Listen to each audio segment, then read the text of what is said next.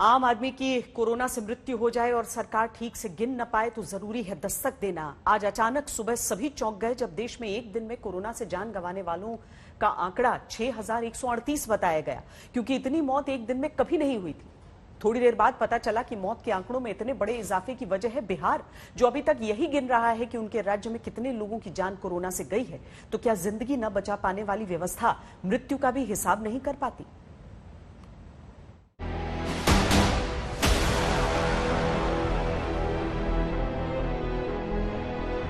मर रहे थे जब मरीज अस्पतालों में बिहार के इलाज के इंतजार में हाथ जोड़कर।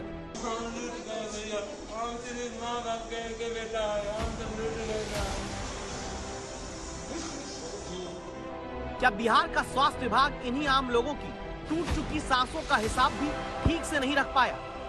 सुन रहे हैं ना नीतीश कुमार, ये चीखें ये आपके राज्य की है। आरक्षण मरीज मेरी आंख के सामने मर गया। हमने डॉक्टरों को भी फोन किया, अस्पताल में हेल्पलाइन नंबर पे भी फोन नहीं उठाया किसी ने फोन, कोई मदद नहीं आई है। ये नहीं देखना चाहते हम। कौन होगा जिम्मेदार? क्यों इन्हीं मौत के आंकड़ों में बाजीगरी बिहार में अब तक की जाती रही?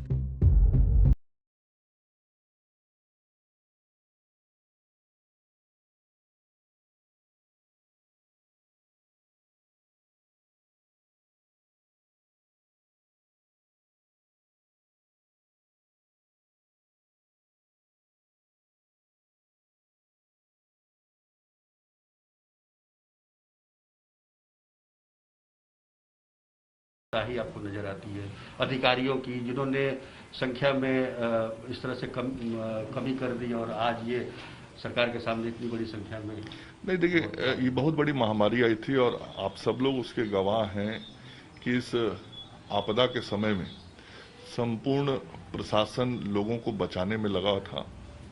फिर भी सरकार के स्तर से ये कहा गया है कि यदि किसी भी स्तर पे किसी व्यक्ति के द्वारा लापरवाही समझ में आएगी तो उस पर कार्रवाई भी होगी।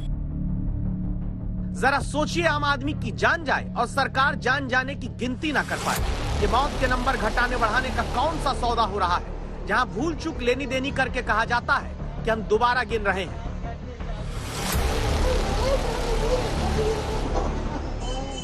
इस तरीके से हमने विशेष प्रयास किए, ढूंढा उन लोगों को जिनके परिवार में ऐसी आपदा हुई थी। छिपाया नहीं, ढूंढा आप लोगों ने। तभी तो हम ही लोगों ने तो करके ये सारी चीजें लाई हैं। सोचिए, जिन्हें विशेष प्रयास इस बात का करना पड़े कि आखिर उनके राज्य में मृत्यु कितनी हुई, तो वो जिंदगी बचाने में कितने संजीदा होंगे।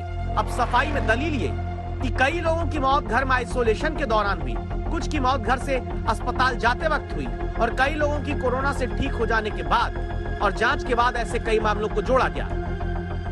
दरअसल सत्ता ही जोड़ तोड़ से जब हासिल होती है तो मृत्यु का आंकड़ा भी बताने में जोड़ तोड़ करनी पड़ जाती है। इसकी वजह दिखाती इन तस्वीरों को देखिए। जब मई के महीने में कोरोना की दूसरी लहर चरम पर थी, सरकारी अस्पताल के बाहर बेसुध राम सहाय जैसे मरीजों को ऑक्सीजन लेवल बेहद गिर जाने के बाद बिना एम्बुलेंस दूसरे अस्पताल भेज दिया जा रहा था। सिस्टम ने इस मरीज को उसके हाल पर छोड़ दिया है। ऑक्सीजन का स्तर गिरा, हमारी मिन्नतों के बाद उसे स्ट्रेचर पर ऑक्सीजन दी गई 15 मिनट के लिए और डॉक्टर ने कागज पर लिख दिया कि अब हमारे बस की बात नहीं है, पीएमसीएच ले जाइए। राम सहाय के 2 बेटे एम्बुलेंस का व्यवस्था नहीं कर पाए, गाड़ी की व्यवस्था नहीं कर पाए और इस मोटरसाइकिल पर लेकर पटना के लिए जा रहे हैं। नहीं पता उनकी ये यात्रा पूरी होगी भी या नहीं होगी। ये बिहार की स्थिति है, न एम्बुलेंस है, न डॉक्टर है, न नर्स है, न मेडिकल स्टाफ है। व्यवस्था के नाम पर यहाँ कुछ नहीं है।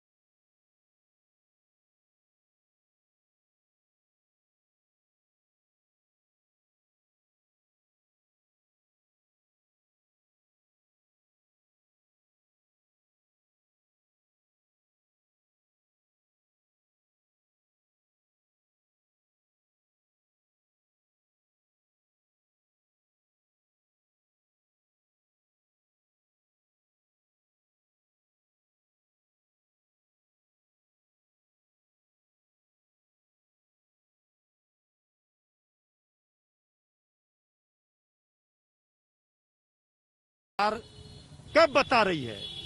जब माननीय उच्च न्यायालय ने कहा ये आंकड़ा डाटा जो सरकार दे रही है ये फर्जी है, आप जांच कराइए।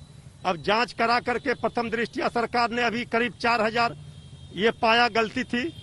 अब बताइए, जिन ग्रामीण इलाकों में जो कोरोना से जिनकी मौत हुई है उसका तो जांच ही नहीं सरकार करा पाई। शास्त्रों में कहा गया कि आत्मा नष्ट नहीं होती, शरीर नष्ट होता है। बिहार में मौत के आंकड़े छिपाने बताने में नया ज्ञान सरकार ने जोड़ दिया कि महामारी में आम आदमी की मौत के बाद सिर्फ शरीर ही नहीं बल्कि उसकी मृत्यु की गिनती भी सरकारी पन्नों से नष्ट हो सकती है। उत्कर्ष कुमार सिंह के साथ सुजीत कुमार झा, पटना आज तक।